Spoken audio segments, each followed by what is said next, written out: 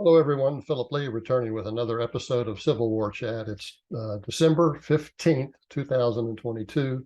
Click on the subscribe button here in the lower right to subscribe to future episodes, and also the notification bell in the far upper right. Click on that and you'll be notified when new episodes are released. And also, if you click on that, Santa Claus is going to bring you everything that you want. Okay, today's topic is he who counts the votes wins. Well, let me pull up my notes and we'll get started here. Many, perhaps most, Wikipedia articles about Southern Reconstruction have a Northern bias. One example is their article about Louisiana's 1872 elections, provided as follows. This is the complete commentary on the election. The 1872 Louisiana gubernatorial election was the second to take place under the Louisiana Carpetbag Constitution of 1868. I put in the word carpetbag. As a result of this election, William Pitt Kellogg was elected governor of Louisiana, but not before federal troops stepped in to enforce his election. The results of this election were highly contentious and resulted in racial violence across the state, including the Colfax massacre and some others. President Ulysses Grant had to step in and formally recognize Kellogg as governor to resolve the violence. Kellogg's Democratic opponent, John McEnery, finally conceded the election in September 1874 after briefly overthrowing the Kellogg government. Quote, that's all that they say about it. But this synopsis omits two major points. First, the National Republican Party split into two factions in 1872, stalwart and liberal. The stalwarts backed President Grant's reelection. The liberals backed Horace Greeley, the publisher of the nation's most influential newspaper, the New York Tribune. Since the liberal Republicans favored lower tariffs and a civil service system to minimize political appointees, the National Democrat Party joined with the liberal Republicans to support Greeley as opposed to Grant. Partly because he could not succeed himself, Louisiana's sitting Republican governor in 1872 sided with the Republican wing of his party and backed the gubernatorial candidate, John McEnery. As a result, McEnery likely won the 1872 popular vote in Louisiana against the stalwart Republican gubernatorial candidate, William Kellogg. So it's important to note here that the Republican Party itself split. And it just so happens that the Republican governor in Louisiana sided with the party, the faction of the Republican Party that did not support Grant. Okay, so there's already a weakening in the Republican Party in Louisiana that could cause Grant and his gubernatorial candidates to lose the election.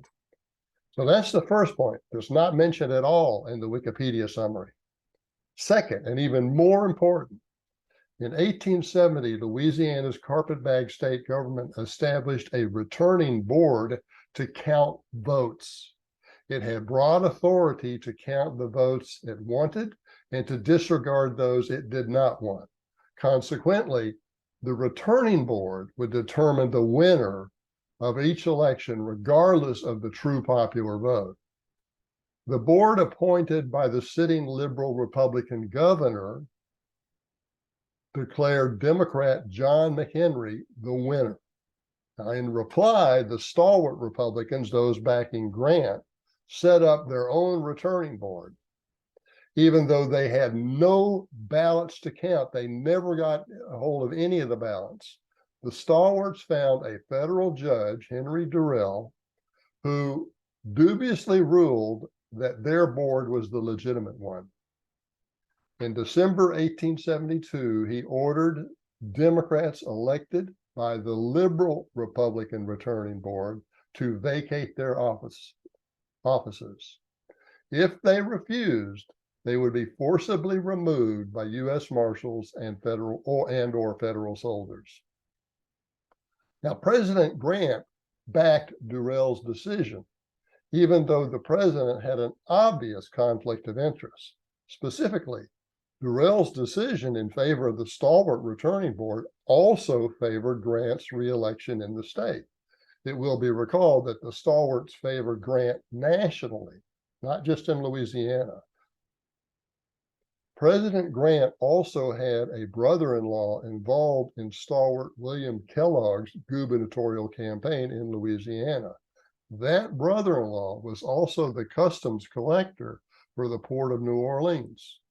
Since most of the federal tax revenue at the time was obtained from customs duties, such posts were lucrative because some of the money changing hands when they collected customs duties tended to stick to the fingers of the administrators.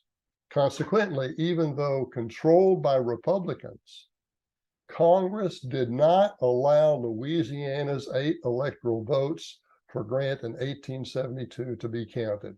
Here we have a Republican Congress saying, hey, what happened down there is so crooked, we're not even going to count.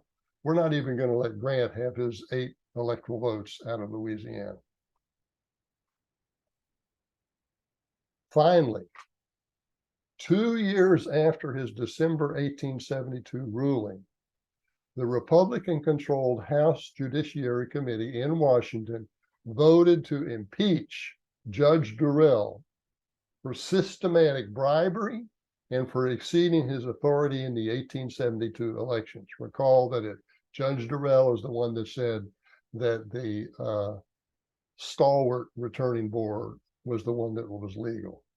Okay, so here he stands before the House Judiciary Committee in Washington, and he's impeached. But instead of, before the full House of Representatives drew up impeachment articles, he resigned because he knew it was likely to happen. Now, in sum, Wikipedia's viewpoints reflect the perspective of modern academic historians who often fail to explain that Republican control of the election apparatus in the southern states during Reconstruction was bound to cause dishonest elections. There was, for example, no violence in Louisiana's 1872 elections.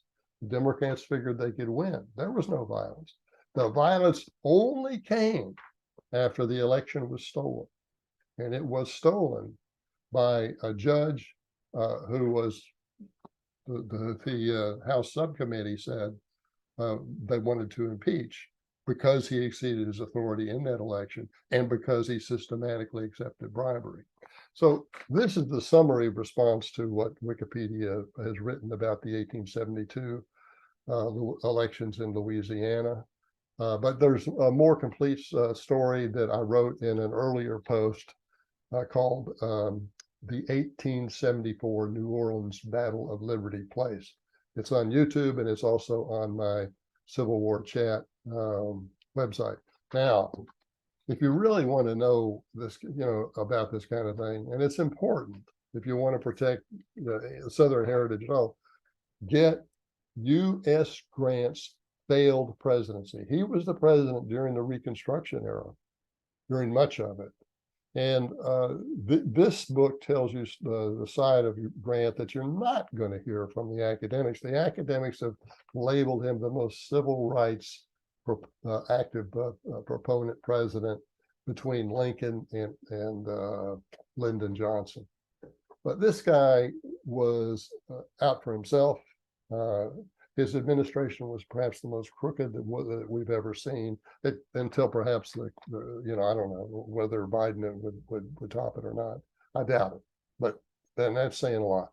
U.S. Grant's failed presidency, $22 at bookstores, Barnes and Noble, Barnes and Noble, or Amazon. If you want an autographed copy from me, email me, Phil, PHIL _Lee, LEIGH @me.com. Okay, that is our show for today, and thanks for watching. I look forward to seeing you next time.